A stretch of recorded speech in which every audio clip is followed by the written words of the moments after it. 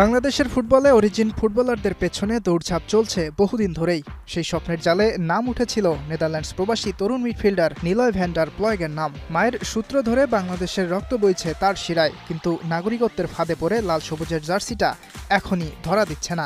আরেকজন প্লেয়ারের খুব কাছাকাছি আমরা তার মোটামুটি ডকুমেন্টস হয়ে গিয়েছে। আশা করি আমি হয়তো 2-3 দিনে ইনশাল্লাহ তার অ্যানাউন্সমেন্টও করতে পারবো। বাফুফের সহসভাপতি ফাহাদ করিম বহুবার টেবিলে এনেছেন এই প্রতিভাবান ফুটবলারের নাম। কেবল কথার ফুলঝুরি নয়, মাঠে ঘাটে কাজও করেছেন তিনি।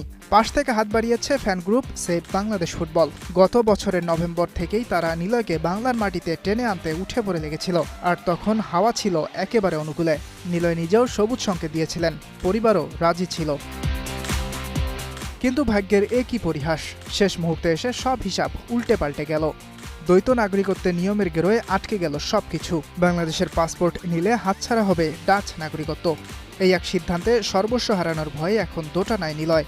বাফুফের কাছে তিনি চেয়েছেন আরও সময়, যেন ভালো করে ভেবে নিতে পারেন। এবং তিনি তখন আমাকে অ্যাপোলজি বলেন এবং উনি বলেন যে ওনার আরেকটু সময় লাগবে, বিকজ নতুন পাসপোর্ট নিলে ওনার বর্তমান যে পাসপোর্টটা আছে সেটা স্ট্যাটাস কি হবে না হবে নিয়ে একটু ওনার কনসার্ন আছে।